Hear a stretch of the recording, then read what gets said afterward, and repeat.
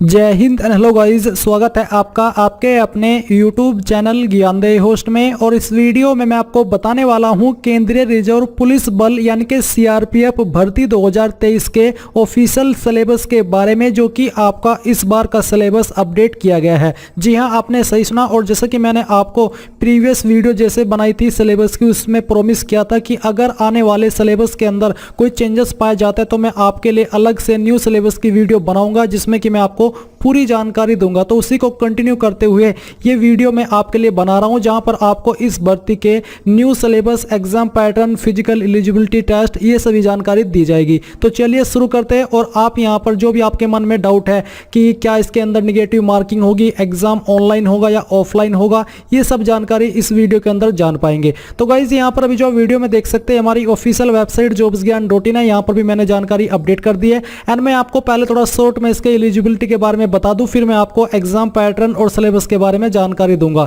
तो ये जो आप वीडियो में देख सकते हैं, ये आपका डिटेल्ड ऑफिशियल नोटिफिकेशन है। इसी ऑफिशियल नोटिफिकेशन से आपको जानकारी दी जाएगी, ताकि आपके मन में ये डाउट बिल्कुल भी न आए कि मैंने आपको कहीं से कोई गलत इंफॉर्मेशन प्रोवाइड कराई है। तो आप यहाँ पर जान तो चुके ही है कि इसमें आपके 1458 पद है, जिसमें कि एएसआई स्टेनो के लिए 143 और हेड कांस्टेबल मिनिस्ट्रियल के लिए 1315। और कौन सी पोस्ट पर क्या सैलरी दी जाएगी वो भी आप यहाँ पर देख सकते हैं। बेसिकली एएसआई पर, स्टेनो पर आपको 29,200 रुपए से लेकर के 92,300, और हेड कांस्टेबल मिनिस्ट्रियल पर आपको 25,500 रुपए से लेकर के 81,100 रुपए। एंड आप लोग जो इसमें फॉर्म को भर पाएंगे वो आप 4 जनवरी 2023 से लेकर के 25 जनवरी 2023 तक भर पाएंगे। एंड जो एज लिमिट रखी गई है वो आपकी 18 से 25 साल है जनरल कैटेगरी कैंडिडेट के लिए, क्योंकि गवर्नमेंट रूल्स के अकॉर्डिंग SC/ST कैंडिडेट को 5 साल की और OBC को 3 साल की छूट दी जाएगी। तो अगर आप जनरल कैटेगरी कैंडिडेट है तो आपका डेट ऑफ बर्थ 26 जनवरी 1998 से लेकर के 25 जनवरी 2005 के बीच में होना चाहिए, तभी आप इसमें एलिजिबल हो पाएंगे। अप्लाई करने के लिए आपसे क्वालिफिकेशन के रूप में 12वीं पास की योग्यता मांगी है। साथ ही यहाँ पर स्टेनोग्राफी और टाइपिंग भी आपसे मांगी है। जो आपकी एएसआई स्टेनो की पोस्ट है उस पर स्टेनोग्राफी, एंड जो आपकी एएसआई हेड कांस्टेबल मिनिस्ट्रियल की पोस्ट है उस पर आपसे टाइपिंग मांगी जाएगी। बट उसका सर्टिफिकेट आपसे नहीं मांगा है, बस आपको सिंपली बोला कि आपके पास 12वीं होनी चाहिए, जैसा कि आप यहाँ पर नोटिफिकेशन में देख सकते हैं। अब गाइज मैं आपको बताऊंगा कि इसमें जो आपका एडमिट कार्ड है वो कब आएगा और एग्जाम पैटर्न क्या रहेगा। तो आप देख सकते हैं कि जो आपका कंप्यूटर बेस्ड टेस्ट, जिसका मतलब है कि आपका एग्जाम ऑनलाइन होगा, ये आपका 15 फरवरी 2023 को जारी किया जाएगा। एंड इसकी जो एग्जाम की एक अनुमानित डेट आपको दी गई है वो आपकी 22 से 28 फरवरी 2023 दी गई है। नाउ गाइज मैं आपको बताना चाहूंगा SK बुक्स रीजनिंग के बारे में, जो कि हिंदी और इंग्लिश दोनों के अंदर अवेलेबल है। और इस बुक को पब्लिश किया गया है Shri Krishnan publisher private limited, जो कि इंडिया की one of biggest book publication company है, जिसके द्वारा बेहतरीन बुक पब्लिश की जाती है, जहां पर आपको सभी जानकारी बहुत ही अच्छे से दी जाती है। एंड अगर मेनली बात करें इस बुक की, तो इस बुक के अंदर आपको क्या क्या देखने को मिलेगा वो आप लोग जान लीजिए। इसमें आपको वर्बल, नॉन वर्बल और लॉजिक का कंप्लीट और कॉम्प्रिहेंसिव कलेक्शन मिलेगा।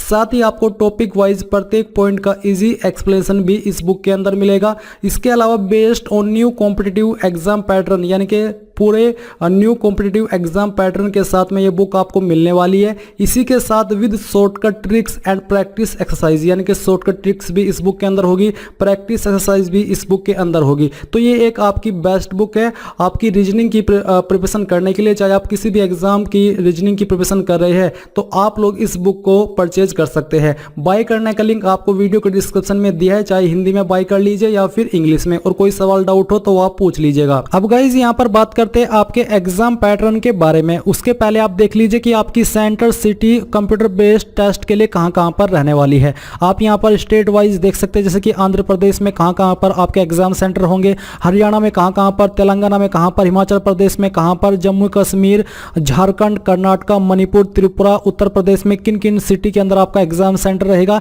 ये सब जानकारी आप इस PDF में, इस टेबल में देख सकते हैं। बेसिकली ऑल ओवर इंडिया आपके एग्जाम सेंटर रहने वाले हैं। अब आती है आपका स्कीम ऑफ एग्जाम यानी कि एग्जाम पैटर्न। तो आपको बोला है कि the examination will consist of computer based test, यानी कि आपका ऑनलाइन एग्जाम होगा, उसके बाद में आपका स्किल टेस्ट होगा, फिर आपका फिजिकल स्टैंडर्ड टेस्ट या फिर फिजिकल मेजरमेंट टेस्ट होगा, एंड देन डॉक्यूमेंट वेरिफिकेशन, उसके बाद में आपका डिटेल्ड मेडिकल एग्जाम होगा। तो ये जो आपका कंप्यूटर बेस्ड टेस्ट है इसमें क्या क्या रहेगा, जो कि है मेन आपका एग्जाम पैटर्न। तो कंप्यूटर बेस्ड टेस्ट के लिए आपको बोला है कि इसमें आपके 100 ऑब्जेक्टिव टाइप क्वेश्चन आएंगे। ऑब्जेक्टिव यानी कि बहुविकल्प टाइप, जहां पर आपको एक क्वेश्चन के लिए 4 विकल्प दिए जाते हैं। एंड साथ ही यहां पर दोस्तों एग्जाम करने के लिए आपको 1.5 घंटा यानी कि 90 मिनट का समय दिया जाएगा। और ये जो क्वेश्चन पेपर है ये आपका इंग्लिश और हिंदी दोनों लैंग्वेज के अंदर आने वाला है। इसमें यहाँ पर किसके लिए किस सब्जेक्ट से कितने क्वेश्चन आएंगे वो आप देख सकते हैं। इसमें आपके 4 सेक्शन है। सेक्शन ए के अंदर आपका हिंदी लैंग्वेज या फिर इंग्लिश लैंग्वेज, जो कि आप चूज करेंगे कि आपको हिंदी रखना चाहते हैं या फिर इंग्लिश, दोनों नहीं होंगे, कोई एक ही रहेगा। और प्रत्येक सब्जेक्ट से 25 क्वेश्चन होंगे, उसके लिए आपको 25 नंबर दिए जाएंगे। एंड जो आपका सेक्शन बी है ये आपका जनरल एप्टीट्यूड रहेगा।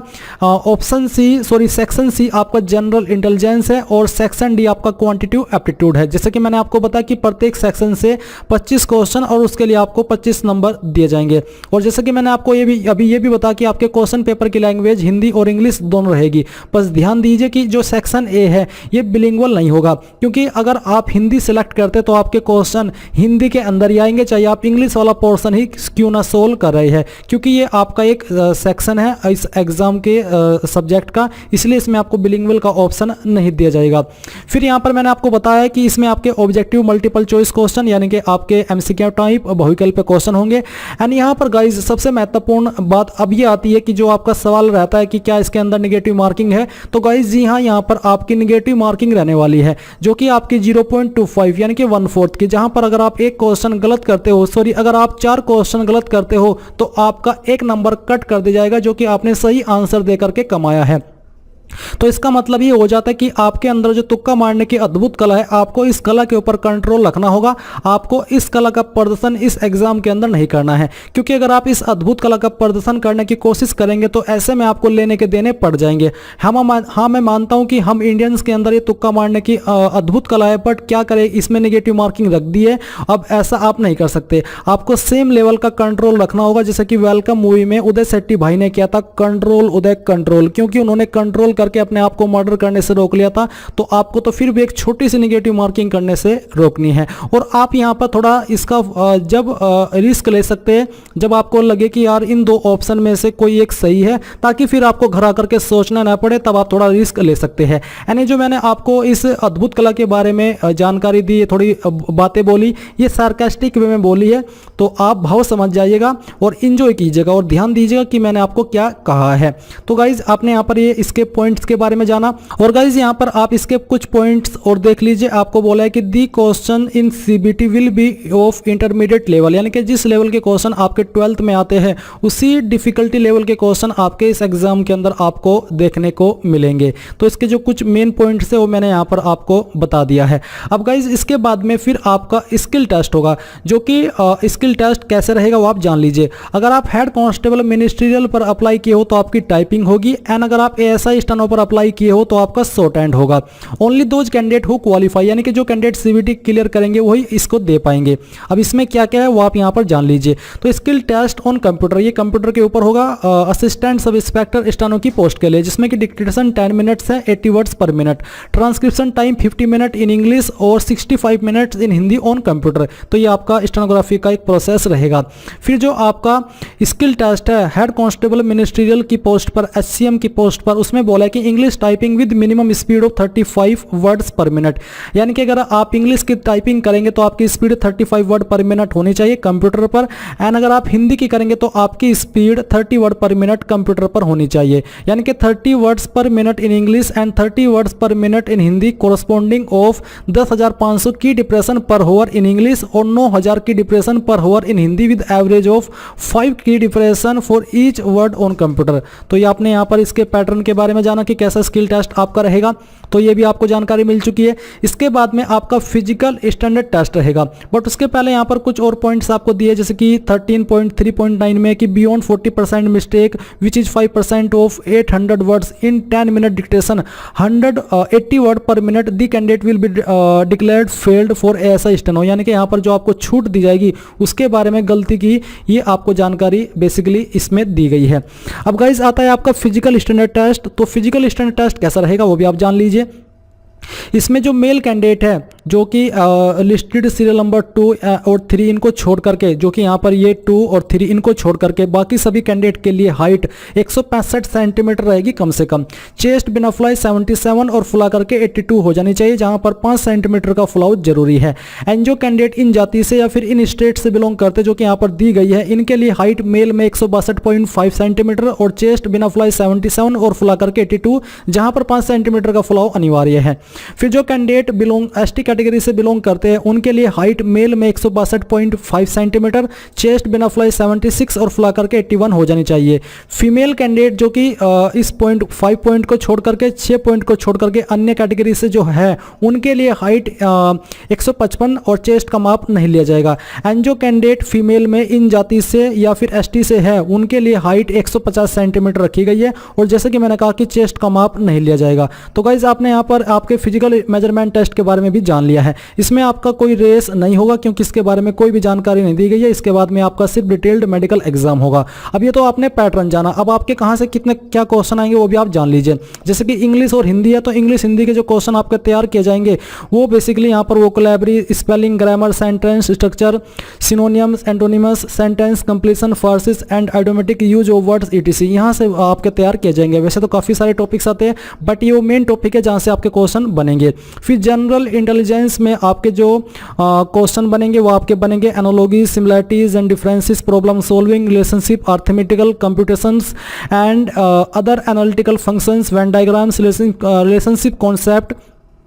फिर इसके अलावा यहाँ पर आपका जो क्वांटिटेटिव एप्टीट्यूड है उसमें आपके इन टॉपिक से क्वेश्चन तैयार किए जाएंगे। तो गाइज यहाँ पर आपने इसके बारे में सभी जानकारी लेटेस्ट और ऑफिशियल सिलेबस जो कि न्यू है उससे जान ली है। अब अगर आपका अभी भी कोई सवाल, कोई डाउट रह गया तो आप कमेंट के माध्यम से पूछ लीजिएगा। तो गाइज ये थी आपकी CRPF head constable ministerial and ASI steno syllabus 2023 के बारे में पूरी जानकारी पसंद आई है तो वीडियो को लाइक, शेयर एंड चैनल को सब्सक्राइब करके बेल आइकन ऑन कर लीजिए। Thanks for watching. जय हिंद।